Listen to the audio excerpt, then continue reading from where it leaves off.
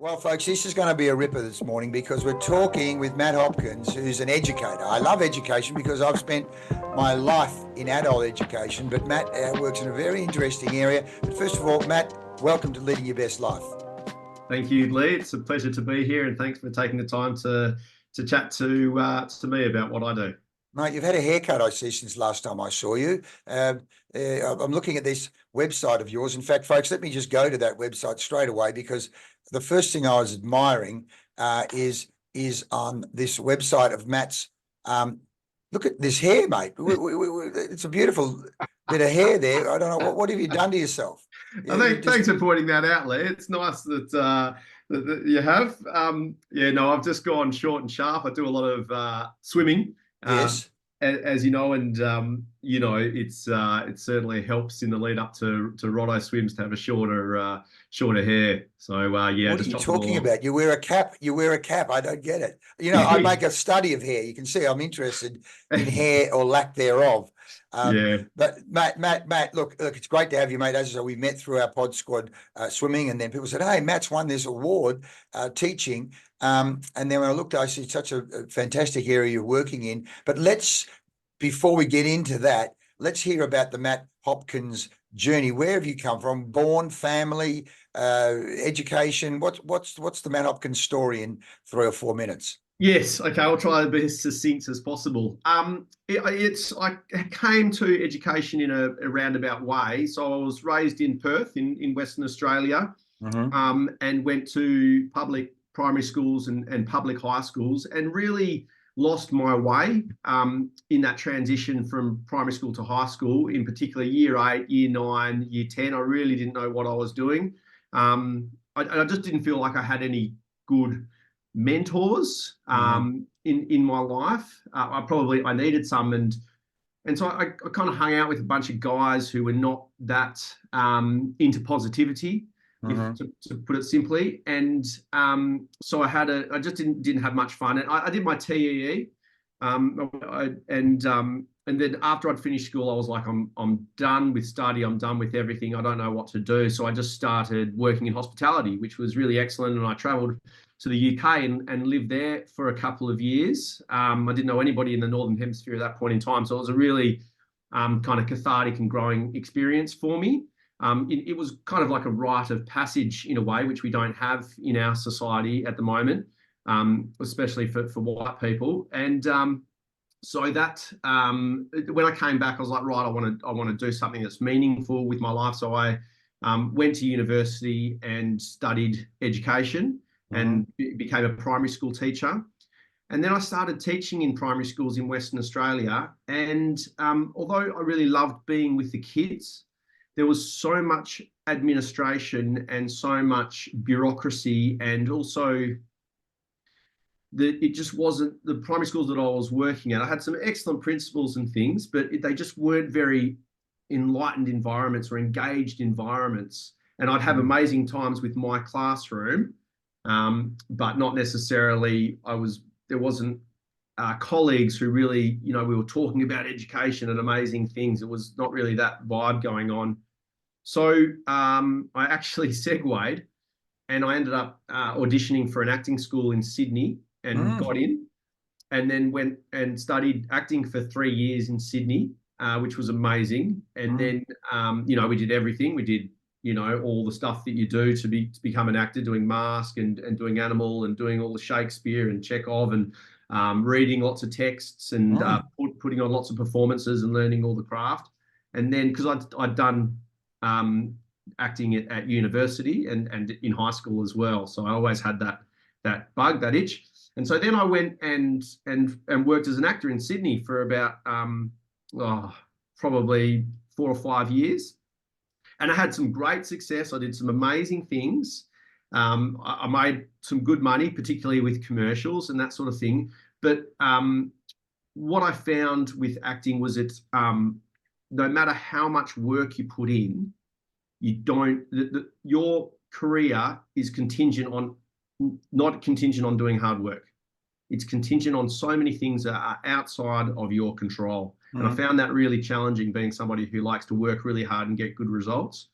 And then we got pregnant my wife got pregnant with our first son, Samson, and she was asking to go home, and I was like, no, I'm still like doing this thing. And then she became pregnant with our daughter, Lewin.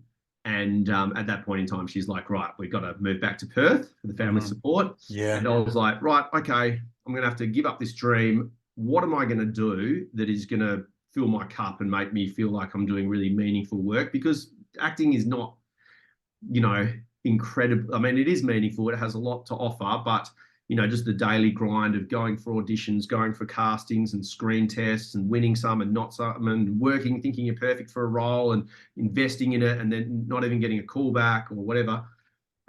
So I decided, okay, I'll go back to Perth and I will work with at-risk and disadvantaged kids.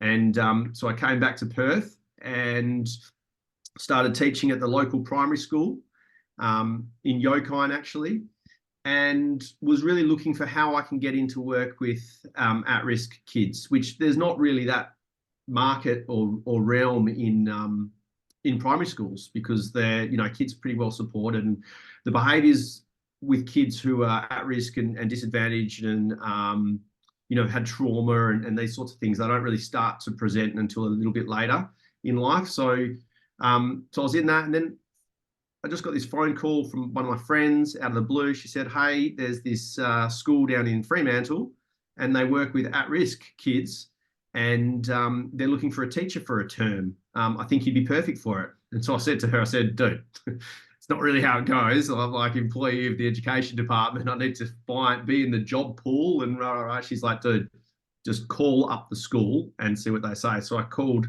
the school and spoke to the teacher who was leaving for a term, and she sounded amazing. The school sounded amazing.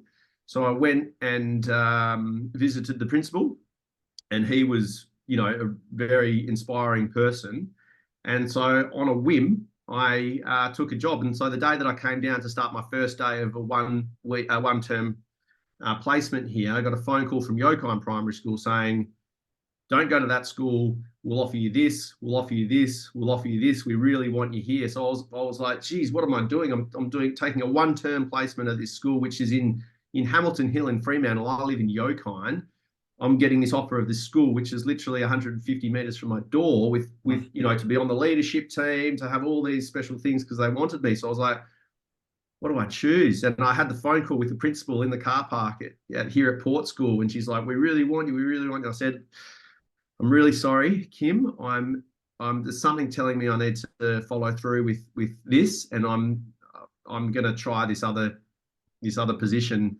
And I did, and I'm very thankful that I have, because that was over 8 years ago now, and I've been able to thrive in my career. And so I've been at Port School for 8 years, and I think we'll get into what sort of work we do and how this works. Well, that was the universe really testing your commitment right there and then. You had a school 150 meters from your door, with a whole package, and you gambled on a school giving you one term's work.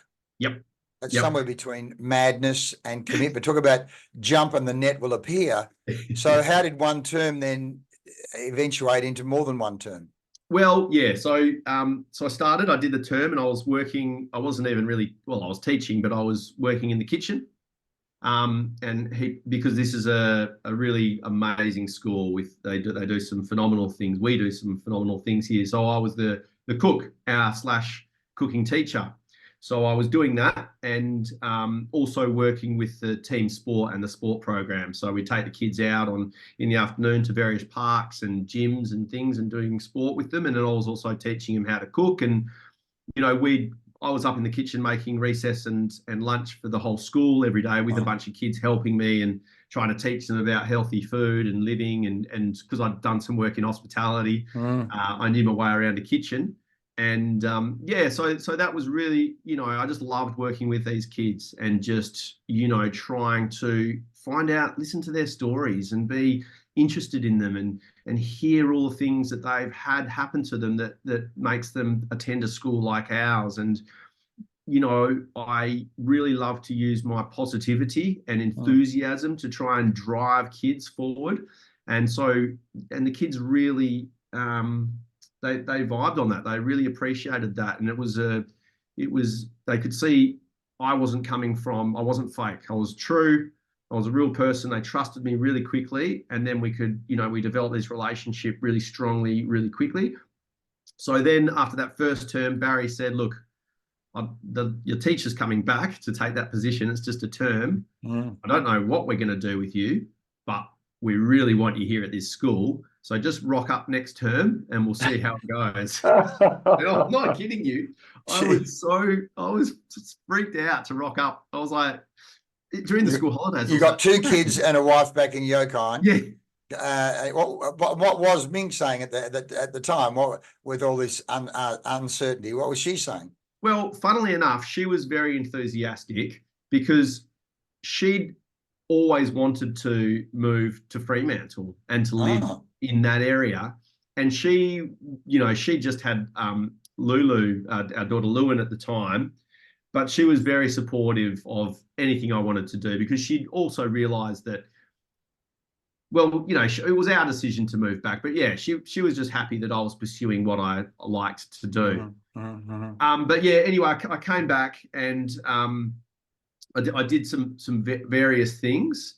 But towards the end of that first year, 2015, Barry, the principal, came and saw me about this program that he wanted to really get off the ground. It was kind of already sort of running on the back burners, but he really wanted it to be driven really strongly. And that was the mobile classroom program, which was probably the first program that I got to really sink my teeth into and see. And then that subsequently, me seeing how to work with these kids led to other programs that I'm now in charge of. Okay. So did you eventually move down to Freo, did you? Yeah. So then funnily enough, Ming ended up getting a job for Rocky Bay. She's an occupational therapist. So she started working for Rocky Bay. Now she works down at Fremantle Hospital. So yeah, we both ended up working down here. And so we just moved down in the beginning of 2018. And that's another funny story, but I won't. That could be another time I'll tell you, Leigh.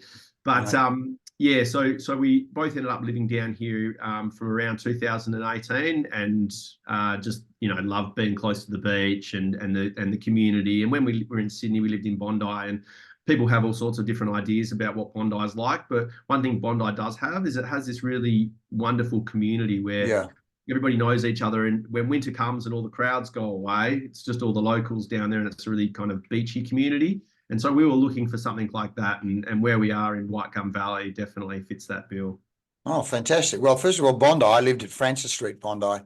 I know Francis very well. So I'd walk down the end of the street and swim at the icebergs each morning before going off to work somewhere and running a workshop somewhere. Yeah, cool. And as you say, I had other mates around living in and around Bondi. So as you say, it's a great vibe in Bondi. And again, as you say, the actors and the TV people are often living in and around Bondi as well. They are, yeah. Yeah, I used to swim at the icebergs as well, but my main swimming place was just swimming across the bay every day, which is beautiful, teeming with fish and, all sorts of seals and dolphins and sharks and everything. Yeah, it's a great spot. No, fantastic. I could go on about Bondi forever. So let me ask you a question. What motivates Matt Hopkins and why?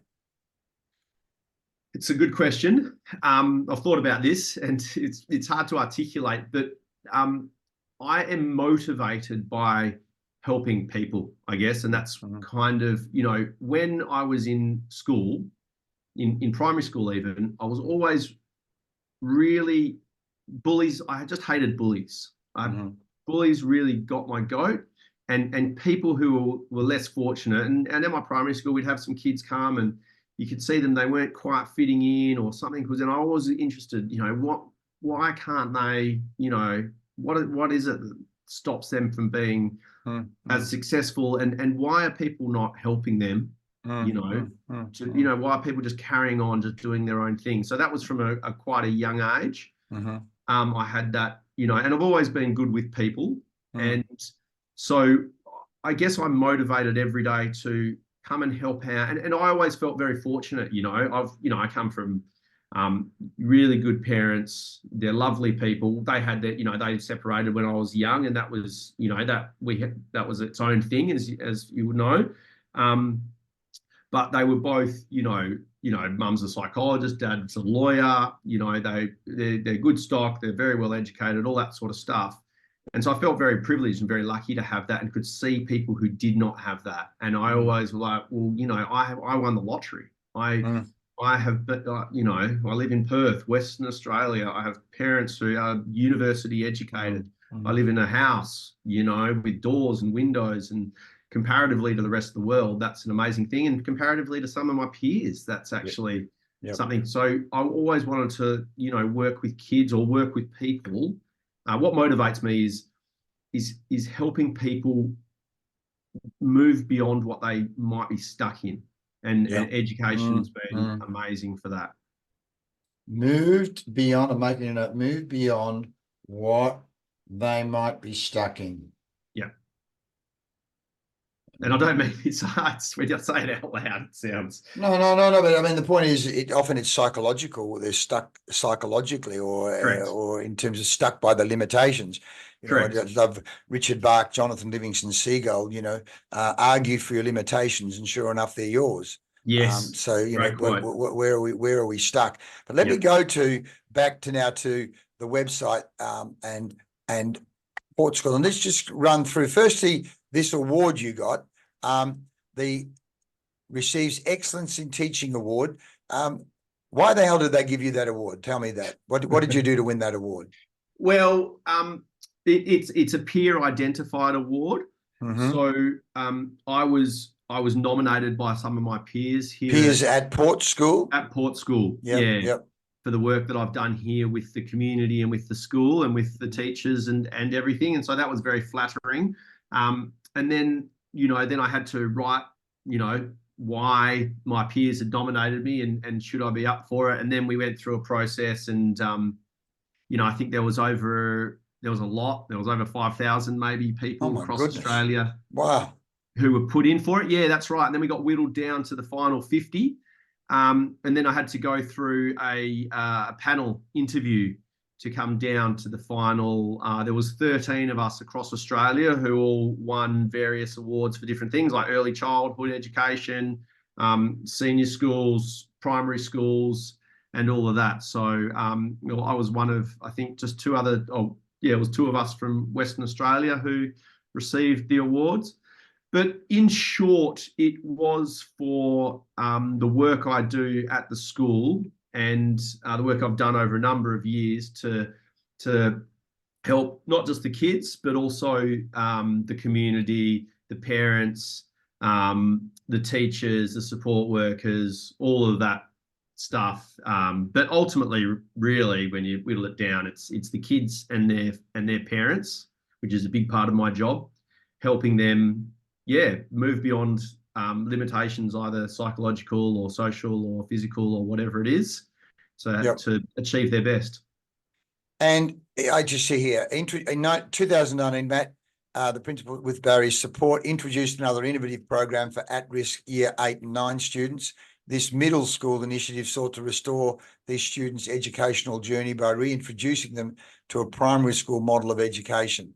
Thanks to Matt's dedication and expertise, the program thrived and expanded to 3 classrooms, making a significant impact on the lives of an increasing number of students. So firstly, let's define what do you guys mean by at risk? And then let's talk about the program and what you're doing and how it's helping these people. Yeah. So what's at risk mean? Well, at Port School, you have to be significantly at risk. What is at risk? At risk of what? Of falling out of education. Oh, just dropping out completely. Of not getting education. Whether that is because you're not attending school, whether that's because you're not attending school because you're a school refuser and you just stay in your room and you're too anxious and you have depression and all these mental health challenges, whether it's that you have all those stuff going on but you just wag every day and you're truant, or whether you go to school every day but you just smash stuff up and just totally, you know, it doesn't do good things for you. So there's a range of different, or you're at school and you just can't keep up with it. You're just behind because you've had something happen to you that caused you not be able to access education for a period of time, and you can't learn any longer. So that's how kind of it's obviously a bit broader than that, but yeah, that's how we define at risk. So you're at risk of not getting an education. That's a massive range of problems. So I imagine you go through some kind of diagnostic to go, well, what problem area is this person facing? Is it a learning difficulty? Is it a home environment? Is it a psychological thing? Correct.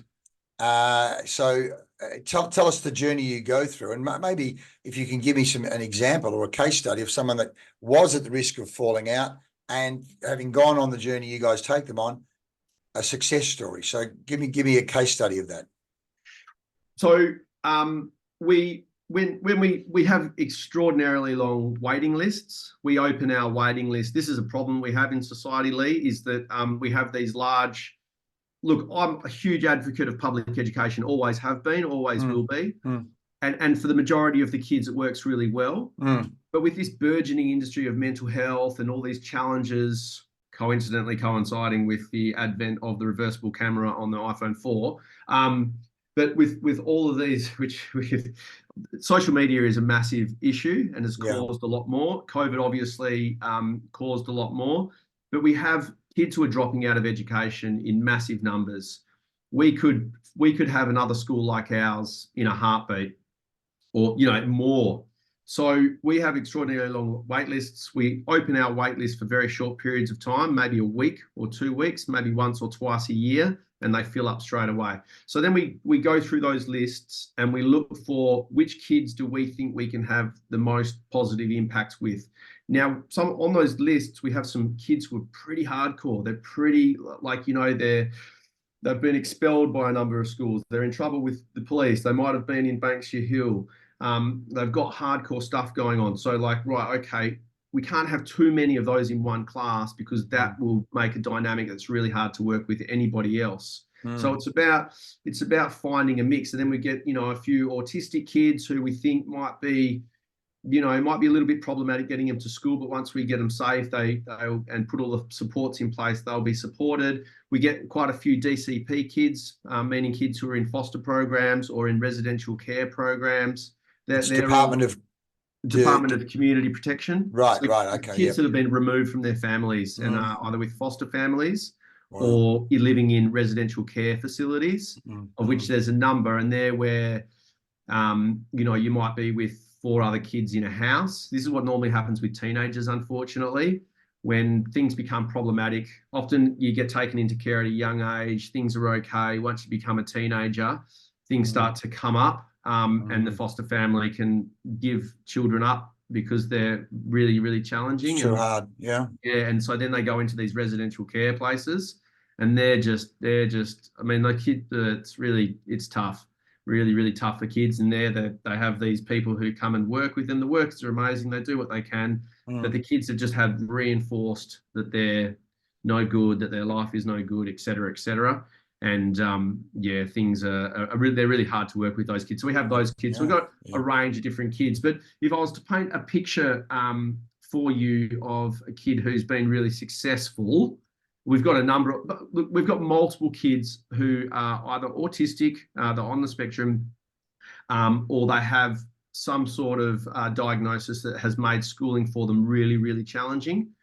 Our school is able to get them in, and we have a period of time where it is really still challenging for them. And when we work with the parents and we work with the kid, where they get to a point where they feel really comfortable in the school environment. They feel that it's a safe environment where their previous school wasn't safe. They were fearful for getting beaten up or abused or attacked or just asked to do too much work when they weren't really up for it. And so we chill them out. We give them work at the right level. We give them lots of wraparound support. We work with the families a lot about what stuff they can do in the home to support them getting to school every day. And then once that happens, the kids just start to chill out, particularly some of these fight, flight or freeze kids that we get. We get some kids that have experienced quite significant trauma, often, the DCP kids, obviously, but other kids as well.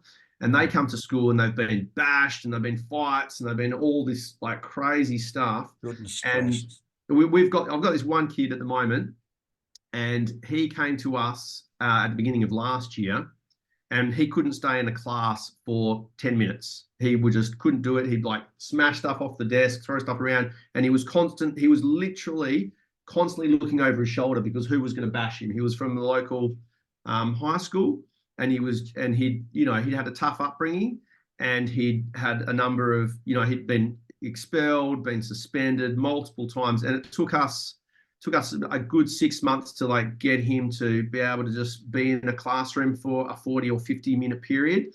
And he would never be able to be in every single classroom for the whole day. It's too much, huh?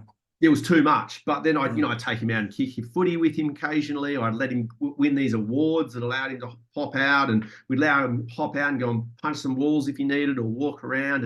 And if he last school, if he swore at a teacher or smashed some stuff up, he would have just been sent home or given a suspension or something. And our school's not like that. Like, we do have some significant rules that the kids need to follow, but kids like that, you're not going to have success with them unless you allow them to make mistakes and learn that you can call me whatever you want to call me, and I'm still going to be, and if you call me that, I'm going to send you home because I'm not going to deal with it. But I'm here the next day, and it's just, you just come back and it's forgot about. Let's go again. And after a while, the kids begin to, Matt's there. And the same for the teachers. Louise she's still here for me. She's not upset that I said that to her yesterday. And then they just start to mellow out, and then you give them work at the right level, and you say, look, I know yesterday you smashed that stuff up the desk. You can't do that. We can't do that, because what you did by smashing all that stuff off the desk, you actually frightened all these other kids in the class. They didn't like that, because that kid over there has had this happen to them, and it made them feel really vulnerable. And then they start to get that empathy working as well, and then they start to chill out. So the boy that I was talking to, he's now moved into a higher learning class, and he is in class all day, every day, super polite, comes and, high fives me at the beginning of the day. Actually, he comes and high fives me like multiple times a day. But he has just totally chilled out. He's come to camps, he's come to the river cruise, he's come to all these things that he has been excluded from in the past. And so that's kind of the work we do. We get these kids who have had really challenging experiences, and we provide an environment that makes them feel safe. And so they want to come here every day because it's a safe environment to come to. So doing all this as a teacher, educator, coach, mentor, clearly takes energy from you. I mean, it might give you energy as well, but the people that do this work, I mean, let's just talk a bit about the personal development or the self-management you need to do to roll up each day and maintain that energy and passion. Yeah. And I'm sure you've seen other teachers where they get burnt out. In fact, I was listening to a podcast, one of our other Pod Squad members, NEiTA Oxis, did a podcast with an academic just the other day, and talking that teachers are somewhere between 2 and 6 times more likely to suffer burnout than other members of the population. So what do you do, and what do you see in good teachers that they do in terms of managing themselves to be able to do this each day? Yeah, that's a really great point, Leigh. It is. Teaching is a really challenging job. And I think one of the challenges, if you allow me to just go on the side slightly, sure, is that, teachers do a really tough job. And there are some terrible teachers out there. There's terrible people in every profession in the world. You can go and see a doctor who's terrible. But for the most part, teachers are there because they want to give back to kids. They want to work with kids. They want to support kids, and they're passionate about it. And I think, it is really challenging. And at the moment, teachers are being undermined in a number of ways, but primarily through parents. Parents are undermining teachers in second guessing everything they do. And I think also societally they're undermined as well, because it's not a valued profession. So when you have that, it does increase the stress and lowers the tolerance of being able to handle that stress. So that's just as a standpoint for teachers. They're working really hard, and the expectations are really high, and the outcomes can be amazing, but they can also be really hard to get. So that's that. So personally for me and for my team, look, you definitely have to check yourself. You have to have something that you do. Like I swim. I like to, do physical activity. That's something that gets my headspace. I do a fair bit of meditation as well. That really helps. I do some breathing work with some friends of mine, which is extremely helpful. But I think, you can do all of those things, and they're on the side and they're excellent. But the most important thing, I think, is that you have purpose. Purpose and drive can really help you get through all sorts of challenges that you might be having. So with me and my staff, we always are driven by, that was tough. That stuff we just went through then with that kid losing it and all that stuff. And, you had to do this and you had to do that. How are we going to make it better next time? And what can we do? So we're always focusing back on not us and not, I'm feeling really run down, although that's important as well. But the purpose is it's kind of, I'm not being very articulate here, but when you're looking beyond yourself to supporting somebody else, it helps you not get as dragged down into the doldrums. Yeah. Yeah. So really, what every day it's like, all right, what are we going to do today, guys? How are we going to make this amazing for the kids today? And not that we like physically have those conversations, although sometimes we do, but I just check in with all the staff. We've got this happening, that kid's going to have that happening, but there's just this drive, there's this purpose, there's this energy. And so that when you're at your job, you're just focused and you're engaged in it, and you can go home and and the other thing we do is we have shorter hours because it is so intense while we're here. So our staff start at 8 o'clock in the morning, but they're normally done by about 3:30 in the afternoon. And we don't expect them to stay back and do stuff. We don't have a lot of marking, although we do have marking, but we're not, the kids aren't sitting exams and doing that sort of stuff. So we try and minimize that. And we also try and allow our staff to not do work during the school holidays or on the weekends, so that when they come Monday to Friday, they can really focus and put their energy into the kids and not have to deal with all that extraneous stuff that, it's the extraneous stuff that's when you've spent all time being passionate about your class all day and you're loving it, then at the end of the day, they're all gone at 3:30 and you have to sit down and do this documentation on whatever it is that is actually not that worthwhile. And that's what kills your drive. And then you're getting pressure from your manager that's coming in going, I need those documents, I need that stuff. And you're like, oh man, I've just given all of my energy for the last 6 hours for these kids. I'm a bit drained.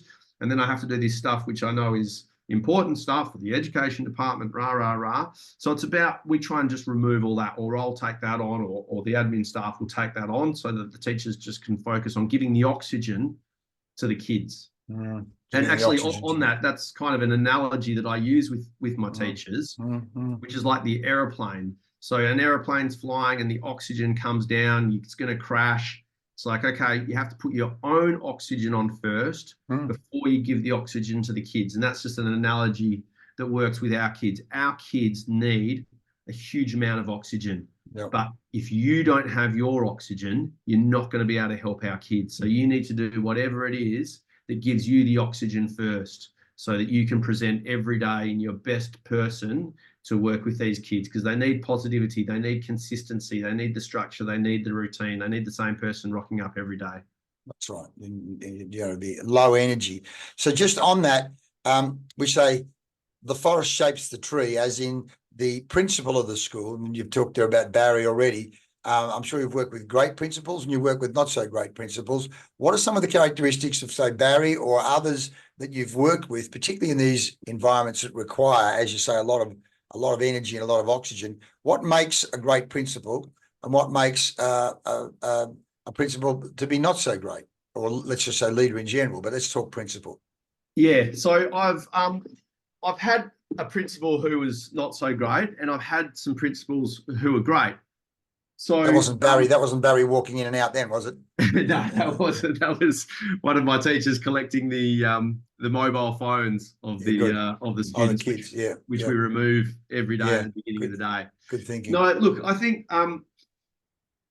being a compassionate leader and connecting with all of your staff is really important.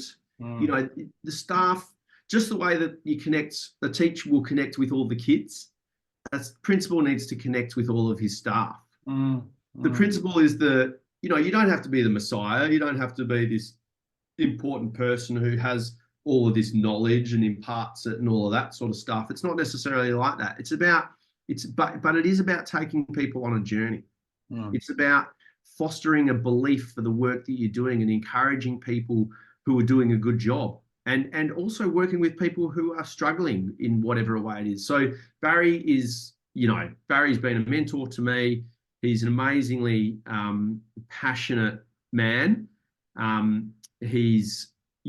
have learnt an amazing amount from him, and he basically just gives all of his life to Port School. And, he's there for not all the kids' parents, all the teachers, all the admin staff, the people who clean the grounds, the people who clean the facilities. He's there, and he's got a positive relationship with all of those people. And I think that's what makes a great principal, somebody who is just there for everybody. It doesn't matter. It's like those, those stories about the football. I think it was the All Blacks who they, at the end of their, after they'd been at a stadium and finished, that their coach would make them, or not the coach, maybe the captain would make them clean the change room. Whereas part of one of their values is everybody sweeps the sheds. Yeah, so culture is very important. You have to foster that really positive culture, and that's those strong values. Yeah, that's very well pointed out. Yeah, brilliant, mate, brilliant. So just on that, as you said, so a day in your life. Let's just go through. What time do you wake up, and what time do you go to bed, and what do you do in between? I'm pretty boring. It's okay. I normally wake up at some point between 5 and 5:30, and most mornings I'll do a swim. I swim at Pod Squad from time to time. I don't get there as much as I would like to, but I also swim with a squad at Fremantle Leisure Centre. So that's most mornings, and then I'll get home and have a coffee and read the news, or touch base with the news, and then I'll normally get into work by about 7:30 in the morning. And I will, the days that I'm not swimming in the morning, I'll wake up and I'll do a meditation, and then I'll have my coffee and read the news. And then how long do you meditate for? What, 5, 10, 20 minutes, 30 minutes? How long? Well, it depends what I'm doing. I do these things called heart lock-ins, which is this practice called heart math. Okay. I've heard of that, heart math. Yes. Yeah. I'll tell you all about it another time, Leigh. It's really, really amazing. So they're about, pardon? I've heard about it. Someone else mentioned that. I think Jill Jensen, one of the other women that we've interviewed, talked about heart maths. Yeah. Very good. Yeah, it's from the States originally, but it's about, it's a meditation in its essence, but it's about breathing through your heart, and focusing on, while you're breathing, you're focusing on what you're grateful for. And it just opens up, everything in your body, neurologically, psychologically, emotionally, all of that sort of stuff. So they're about 10 minutes. But in other times I do half an hour meditations, and they're when I just sit and just be with what is, and not necessarily focusing on breath or anything like that. Just whatever is there is there. And if it's a busy mind, it's a busy mind. If it's a quiet mind, it's a quiet mind. And just try not to judge it too much, and just just be there and just I'm sitting, and then I'm not sitting anymore, and I'm finished. And and then you go to work by about 7:30. Go to work about 7:30, catch up on emails, touch base with the staff as they start arriving, and the students, because a lot of the students are arriving pretty early. And then, then we just, the school bell, we have a morning meeting at 8:30 in the morning, and that's where we touch base as a whole staff and find out, if there's any sicknesses or what's going on, and we need to be aware of this happening or that happening. And then the bell goes at 8:45 and the kids go off to their classes. And then my day looks like, I don't teach anymore, but I'll just, I'll be in my office, I'll be talking to people, I'll be calling parents, making sure that the kids are okay, wondering where kids are, what support do you need from us? And then the teachers will send kids to me if they've got problems, just like little things. They might say, oh, Matt, I need to talk to you about this, or this has come up on social media last night, and can you do something about it, or that sort of thing. So my day is very, very busy, but it's working with the minutiae, because these kids can have fairly complex problems. And if you don't tie up all the little bits, which people go, why are you spending so much time working on this tiny little thing for this kid? I'm like, well, if I work on that tiny little thing for that kid, it's not going to unravel into some massive things that I have to work with all, and it's going to take all of my day and the next week. But if I work it out right now, because they're being bullied or picked on or whatever it is, yeah, save myself a lot of work later on. So prevention. then I'll have a bit of morning tea and hang out. So we don't do breaks here. We just spend all our time all day with the kids. And that really helps them, because it's recess and lunchtime that they get into interpersonal conflict with each other, that, we just have all the staff around all the time. And, it's a great way to foster relationships and communicate to them and find out what's going on and all that sort of stuff. And then, then my day will carry on like that. And then we have another afternoon meeting at 3 o'clock in the afternoon and touch base. Do you have lunch? Do you have a lunch break? Do they eat? We have 2 breaks. Yeah, we've got a half an hour for recess and a half an hour for lunch. But we just go up and we just eat with the kids. Yeah. And so I just had break bread together, as they say. Yes, so exactly. That's part of the kitchen, the cooking. Yeah. Yes. Yeah, right. No, 100%. And that's what it's all about. It's about, teachers, we're not these weird other things that are just there to impart the education. We're these people who are human, and we are here to help you learn, not just education. We're here to learn how to sit with somebody and have a conversation, how to communicate to that person who you don't like when you've had a falling out with, how to play sport and lose sport. We get these kids who come here and they lose their mind. They've been obviously, have some challenges, and it's about teaching kids to just be in the world in whatever capacity that is. Literacy and numeracy is obviously extremely vitally important for changing your circumstance in life, but there's all these other things as well which we help teach the kids.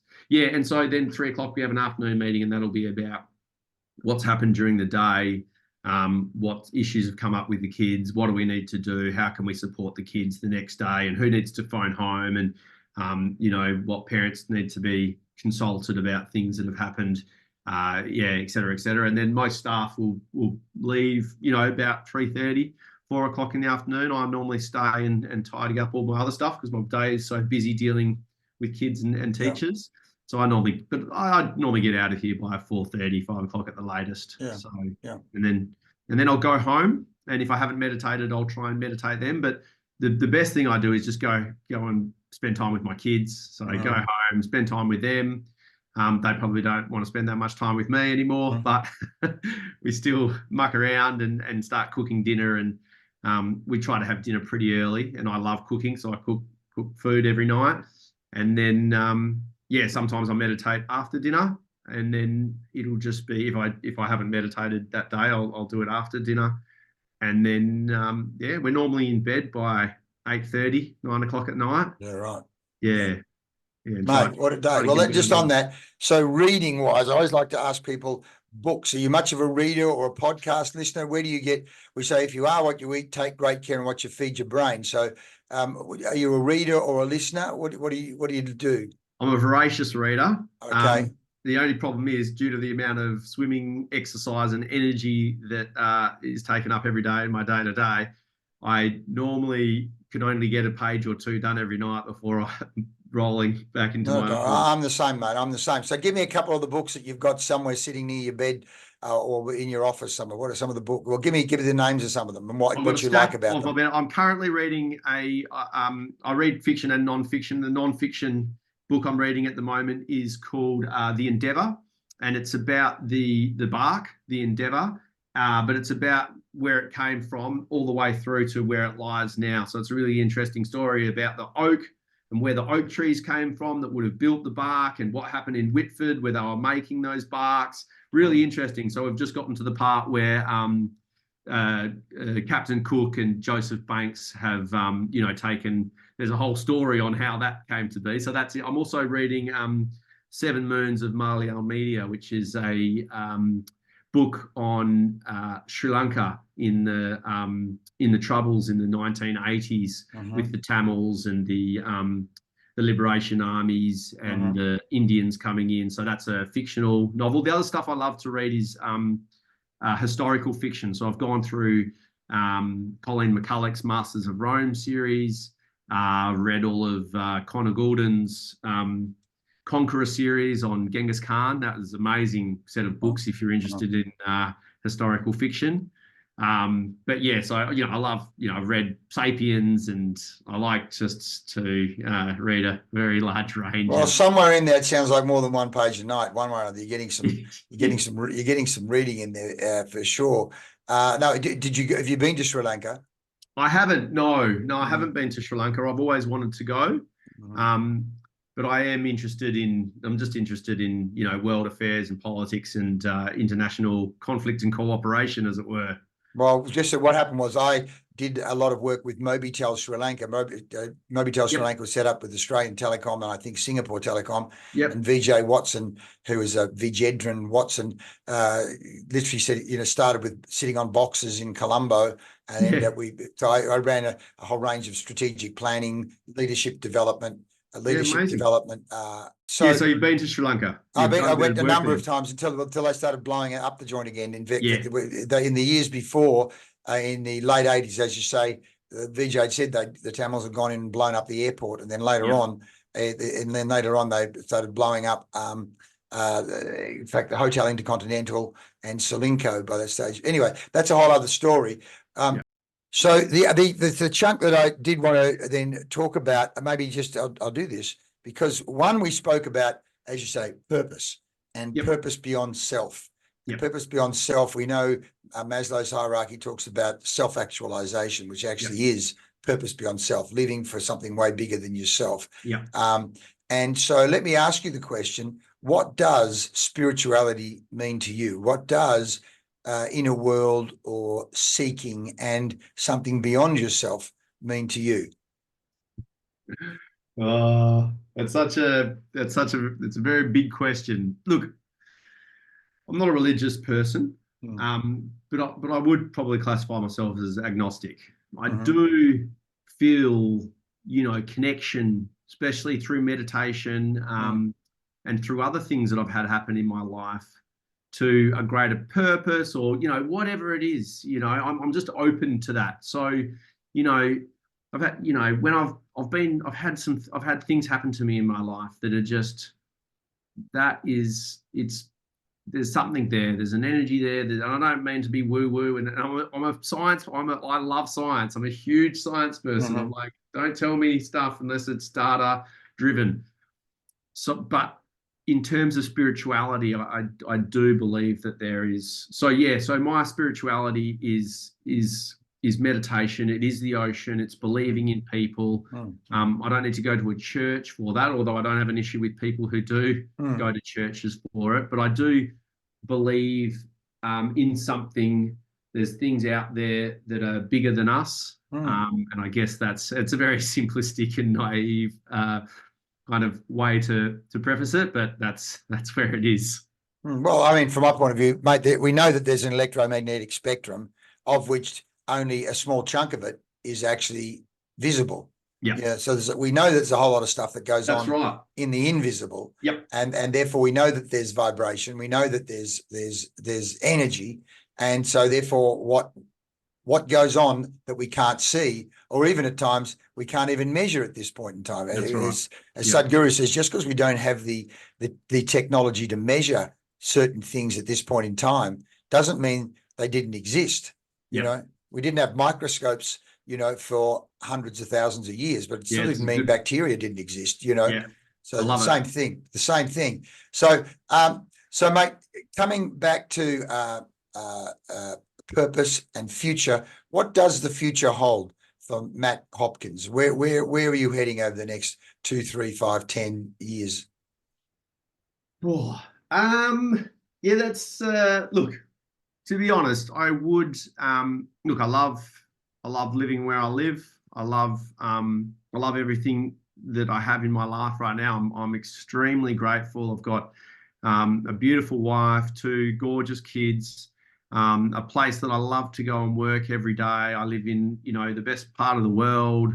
Everything in my life is just absolutely amazing. So I'm extremely grateful for everything that I have. In the future, I run the middle school here, and I work on the management and am in the leadership team that helps drive the focus of the school. But I guess, if I'm honest, I would like to be my own, be the principal of my own school. And yeah, at some point in the future. And I guess that would be my dream, to have my own school, to, do what I do here, with more kids and more staff and more parents and all of that sort of thing, to put it in my own way. That it would be very similar to what Barry does, but some other things that would be a little bit different to how Barry does them. Yeah. Right, mate. No, good. I mean, it doesn't, leadership doesn't, or future doesn't mean I'm not happy with where I am. In fact, I'm looking back at your notes around, I won the lottery. I mean, that sense of gratitude, talk about spirituality and energy. We know that coming from a position of I've won the lottery, and gratitude is a far healthier place to come from than, I lost the lottery, and I'm which to a certain extent, I mean, I love the Rod Stewart song. Yeah, I can't remember the name of it, but he goes, luck is believing you're lucky. Yes. Yeah. Luck is believing you're lucky. I love that. I love that too. That's a great line. So leading your best life, and here you are as kids at risk, and helping them get beyond all of this programming and all of these ecosystems that they've come from. Yeah. And I suppose one of the challenges, of course, is challenging the person. You are not your ecosystem. Yep. That was the ecosystem, and in many ways, how do I turn that experience into something else? Which, of course, there's a whole lot of psychology and paradigms to go from that. But again, if the role models, whether it be Jay-Z or a whole range of others that have come out of pretty bad ecosystems, that then have done pretty amazing things with their lives, there are great role models and examples there. But look, I'm going to have to wrap up soon, Matt. So if we've covered a lot. I'm just looking here. Leaders, I'm just at compassion and connecting with all staff. You talked about enlightened, engaged environments. I like that. I love alliteration, by the way, mate, which is great. I love alliteration too.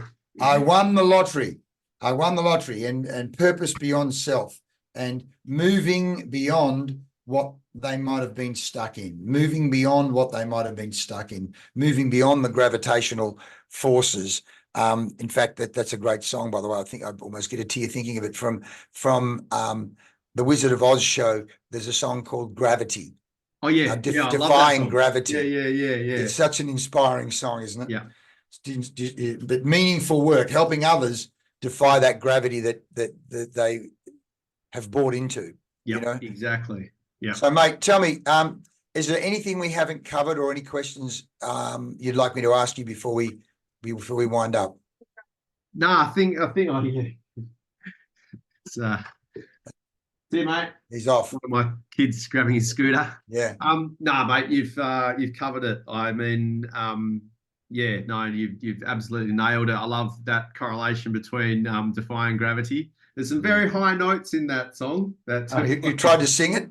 I haven't tried to sing it, but it is a female that sings it, so yeah. I have done some work in musical theatre, so I know. Oh, right, yeah, of course, musical theatre. Well, that's again where you and I have a bit of overlap there. I mean, my agent in Sydney was Bedford and Pierce in North Sydney there, and again, I've gone to all those auditions and TV commercials and so on and so on. Yeah. But mate, good luck with all of this at Port School and all the great work you're doing, and I'll see you at Pod Squad very soon, Matt, and love and best wishes to you and your wonderful family, and keep winning that lottery, mate. Yeah, thanks so much for having me, Leigh. It's really it's been an honor to be on your podcast, and that you take the time to interview somebody like myself. I find it, I'm very grateful for that. So thanks, mate, and I look forward to seeing you soon. My pleasure, mate. All the best. See you soon. Good on you, mate. Bye. Thanks, Matt. Bye.